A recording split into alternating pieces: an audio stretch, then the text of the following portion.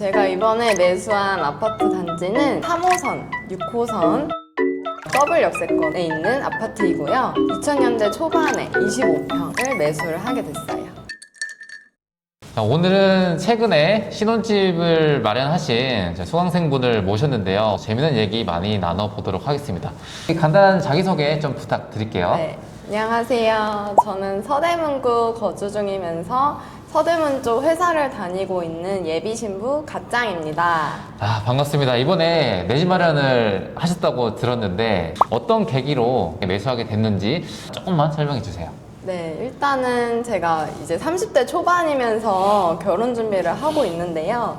그러다 보니까 내 집 마련이 중요한 시점이 되었고, 그리고 이제 어딜 사야 될지가 막막했던 찰나에 소나무 우유님의 강의를 들으면서부터 저에게 맞는 관심단지를 추리고 매수까지 하게 되었어요. 축하드립니다. 일단 국소유 크루에서 이제 가장 첫 번째로 내 집 마련에 성공하신 갓장님이신데, 더블 역세권 서울에 아파트를 매수하셨다고 하셨는데 혹시 어떤 단지인지 대략적으로 좀 설명을 해주실 수 있을까요? 네, 제가 이번에 매수한 아파트 단지는 3호선, 6호선 불광역 더블 역세권에 있는 아파트이고요. 2000년대 초반에 25평을 매수를 하게 됐어요. 축하드립니다. 이게 서울에서 그것도 더블 역세권, 역세권 아파트면 굉장히 자부심을 가질만 하네요. 제가 듣기만 해도 좀 설렙니다. 일단 같은 평수에 매물을 살펴봤거든요. 매수했을 때 당시랑 지금이랑 한번 비교를 해봤는데 현재 평균적인 호가가 8억에 나와 있더라고요. 네. 근데 더블 역세권에 25평에 8억. 혹시 갓장님은 얼마에 매수를 하셨어요? 저희가 사실은 이 아파트를 처음에 봤을 때 너무 호가가 높고 7억 후반대이다 보니까 저희한테는 욕심이다 생각해서 보지를 않고 있었어요. 근데 그러다가 이제 운이 좋게 금매가 나오게 돼가지고 7억 2,900만 원에 매수를 하게 되었습니다. 지금 호가가 8억? 물론 아직 거래는 되지 않았지만 혹시 지금 그거 보면 기분이 좀 어떠세요? 잔금 치른 지가 얼마 안 돼가지고 아직도 얼떨떨하고, 근데 뭐 가격이 내려갈 수도 있다고 생각을 하고 일희일비하지 않고 그냥 마음 편히 내 집이다 생각하고 있습니다. 제가 항상 강조하는 일희일비 하지 말자. 부동산은 주식이랑 뭐 코인이랑 분야랑 좀 많이 다르긴 하거든요. 단번에 뭐 매도하거나 매수할 수 있는 분야는 아니라서 지금 잠시 올랐다고 해서 이건 아직 내가 판 게 아니니까 조금 이제 평정심을 유지하시면서 그래도 기분 좋게 생활을 할 수 있겠네요. 네. 자, 그러면 7억 2,900에 매수를 하셨다고 하셨는데 이게 많은 분들이 또 궁금할 거예요. 저도 궁금하고 실제로 그 자금이 어떻게 운영이 됐는지 또 궁금한데 한번 좀 말씀해 주세요. 네, 일단은 저희는 결혼하면서 양가 부모님도 조금 보탬이 됐고 저랑 이제 남편이랑 모은 돈까지 해서 한 2억 4, 5천만 원 정도 모았던 것 같아요. 그러면 결혼하시기 전에 두 분이 합쳐서 한 2억 4, 5천만 원 정도고 그럼 나머지는 어떻게 충당을 하셨나요? 이제 나머지는 주택담보대출로 5억 정도 대출을 받고 이번에 잔금을 치르게 되었습니다. 이게 작년에 9월 달부터 대출 규제가 들어가면서 지금도 아직까지 규제가 들어가고 있는데 매수할 당시만 해도 더 심했을 것 같은데 혹시 그때 대출 받을 때 적용된 대출 금리 그리고 현재 나가게 되는 한 달에 원리금이 얼마 정도 되나요? 아시다시피 작년 연말에 좀 대출 규제도 심했고 보통 연말에는 대출 받기가 어렵다고 하잖아요. 그래서 사실은 저희도 이 대출 때문에 좀 집을 포기할까도 했는데 소유님 프로방에서 이제 대출 상담사분도 연결해 주시고 그러면서 정말 다양한 상품들 중에서도 저희에게 맞는 상품을 연결해 주셔서 가장 적합한 금리로 들어가게 됐는데 한 3.9%에 이제 40년 정도 원리금 균등 상환해서 한 달에 한 200만 원 정도 나오고 있어요.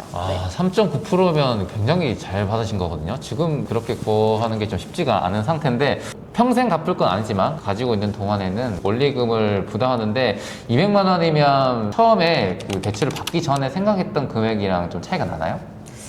네, 처음에는 기금 대출 네. 생각을 하고 있어서 사실은 100만 원 초반 정도만 이자를 생각하고 있다 보니까 200만 원이 좀 처음은 크다고 생각을 했는데 저희에게 맞는 집을 매수하게 되었고 이 정도 금액은 합리적이다 생각을 하게 됐기 때문에 대출을 실행하게 되었습니다.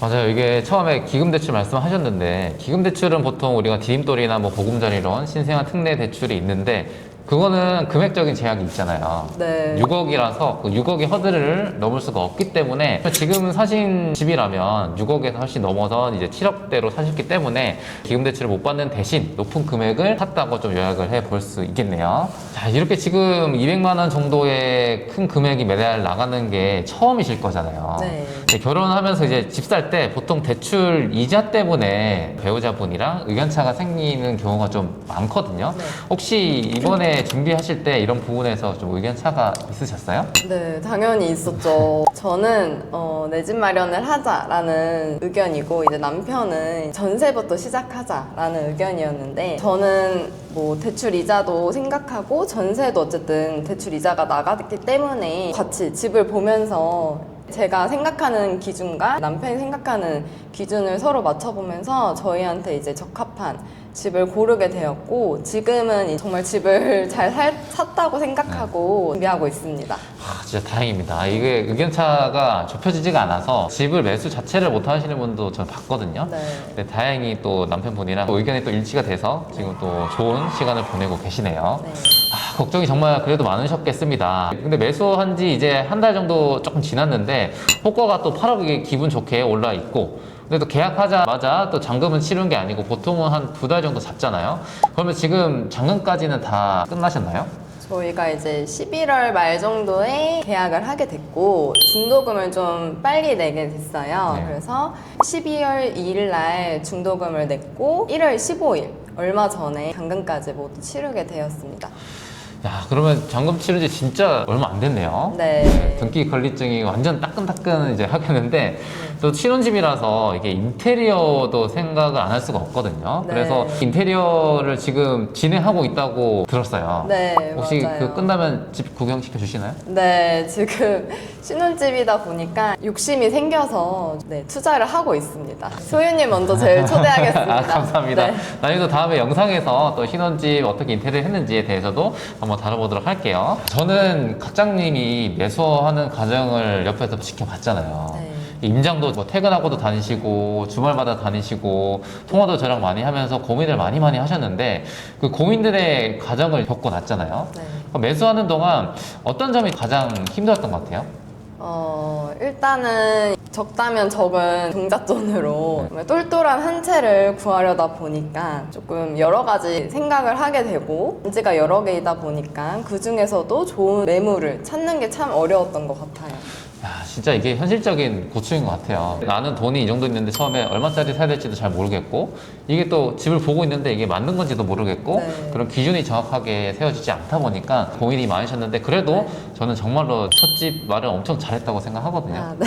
그래서 뭐 감사합니다. 마음 편하게 인테리어 기다리시면 될 것 같아요. 네. 자, 이제 매물 얘기에 대한 걸 좀 해볼 건데 이게 처음에 봤던 후보지들도 분명히 있었을 거잖아요. 네. 근데 매수한 것보다 금액대도 처음에는 좀 많이 달랐을 테고 네. 위치도 많이 좀 달랐을 텐데 처음에 봤을 때 금액대랑 위치를 어떻게 기준을 잡고 접근을 하셨어요?